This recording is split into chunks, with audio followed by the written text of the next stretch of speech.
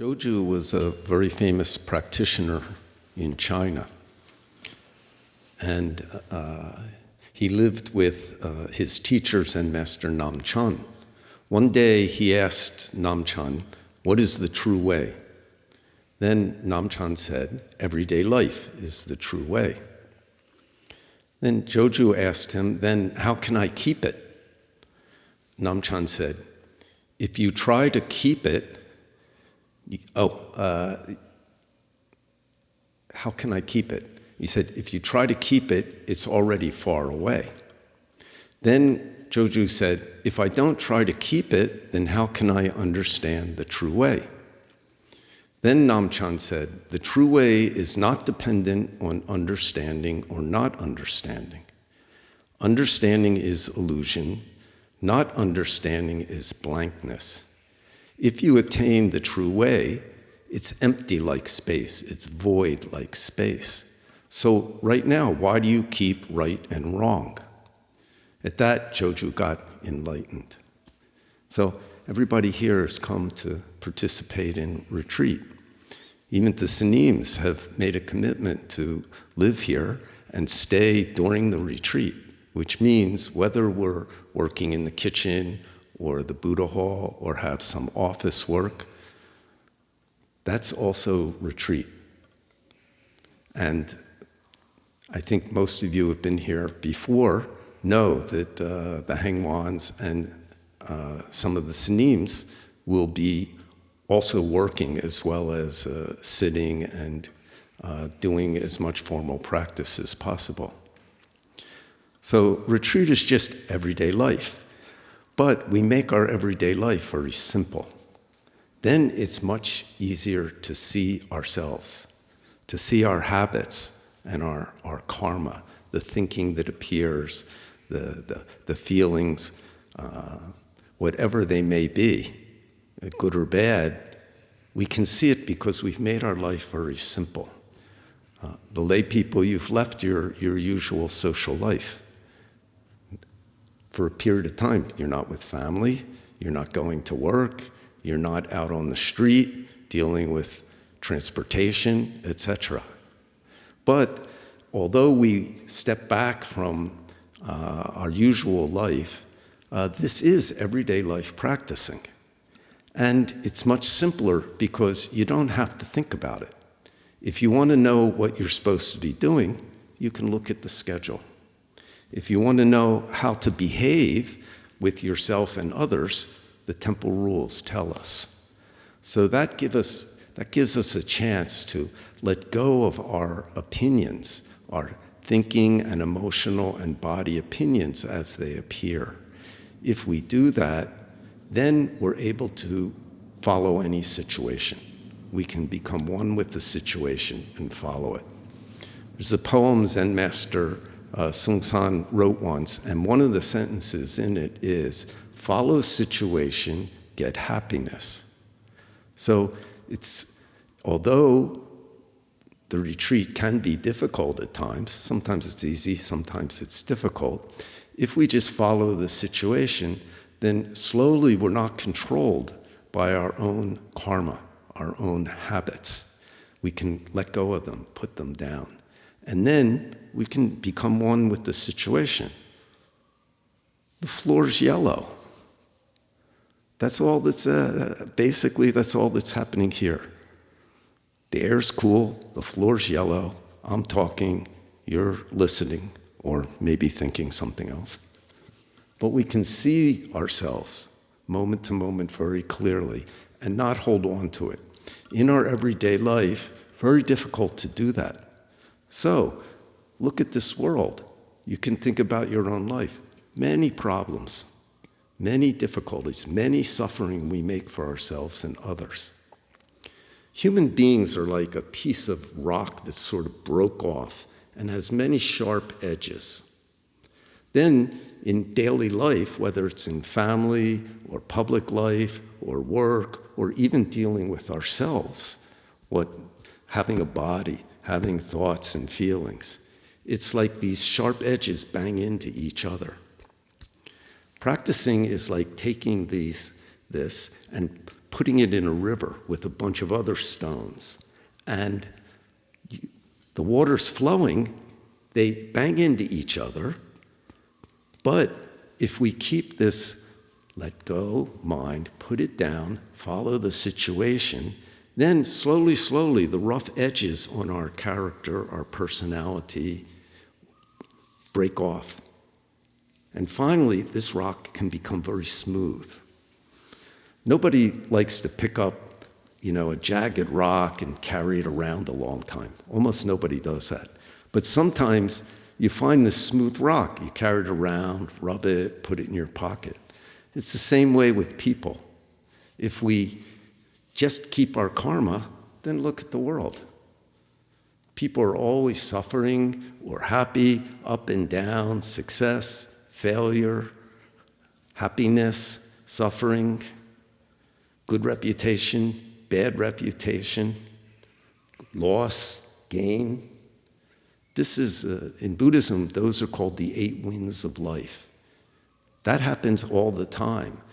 But if we haven't learned to let go moment to moment and just become one with the situation, just connect with what's happening, just be present for what's happening right now without all these rough edges appearing, then we can live a life that deal with those in beneficial ways, in ways that benefit ourselves and others at the same time.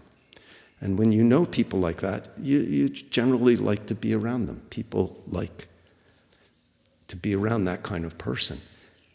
And that is the way to overcome our suffering. That is liberation. That's also, inside of that is freedom. Someone asked Zen Master Gong, our great-grand teacher, he's Kyung Ho, who Tan Wal Sunim talked about, is the center picture here.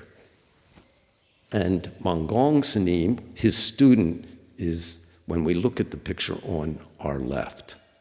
Kobong Sunim's on the right. He was Gong's student. And Seung Sunim was Kobong Sunim's student. So this is our line. Someone once asked Zen Master Gong, who lived the early part of last century, why don't more people practice Zen? Then he said, everyone wants a good thing in life, but people don't understand. When you get a good thing, you will also get a bad thing. If they understood that, they would practice Zen. So you already have some faith, deep or whatever, in Buddha's teaching and in the path that he pointed out to us to overcome the suffering of life. And you've come to practice Zen, not read the sutras. So Zen students don't worry so much about, don't put so much energy into, I want a good thing, I don't want a bad thing. Instead, when a good thing comes, we digest it and use it the correct way, use it a beneficial way. When a bad thing comes, we digest it and use it in a beneficial way, in a correct way. That's real freedom. To be able to take each situation that appears, your body condition, outside situation, and digest it and use it the correct way. If we're really clear, there's nothing to digest. We just, moment to moment, function and follow the situation. Eating time, eat. Time to wash the dishes, wash the dishes. Time to go to sitting, sit. Sitting, slow breathe in, slow breathe out. Maybe you do mantra, or you have a big question. That's all.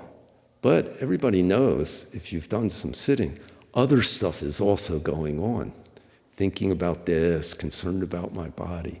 So those things, just see them clearly and let them go. Return to now. Return to your practice. Sitting time, return to breathing. If you're doing a mantra, return to the mantra. When you're doing the dishes and you start thinking about something, return to washing the dishes. You can see the water coming down. You can feel it. You can just do it. In any of the situations, all these basic situations that we come to in life during the retreat, we practice that way. If we do that, that is digesting, what we call digesting whatever appears. The fundamental source of suffering, Buddha pointed out, is ideas of I. We make I. When we're born, we attach to our body, and then soon as thinking starts to develop, we attach to emotions and ideas and understanding. But if we look back at ourselves and ask ourselves sometimes, what am I? Who is doing this? Who is having that feeling? And realize that we don't know, then we just live the everyday life here with this don't know mind. Don't know sits, don't know breathes in and out, don't know goes over to the dining hall, don't know eats. If we bring our attention back to just what we're doing and do it, then slowly, slowly, these things that cause our suffering melt. That's the path of liberation. And one day, we're really free. Buddha said the fruits of meditation are loving kindness, concern for others, compassion, willingness to suffer together with others, joy. Most of our life is pursuing things that make us happy. But if we do that, and it's dependent on outside things, relationships, circumstances, then our life will always go up and down. But the ability to simply be in the present moment and not be controlled by it, not lose ourselves to our karmic habits, that is true happiness and joy. And the fourth fruit is equanimity. Yeah, you get up in the morning, oh, you're so happy to be up and come and do bowing. And then next morning you get up and you're not at all happy to come up and do bowing.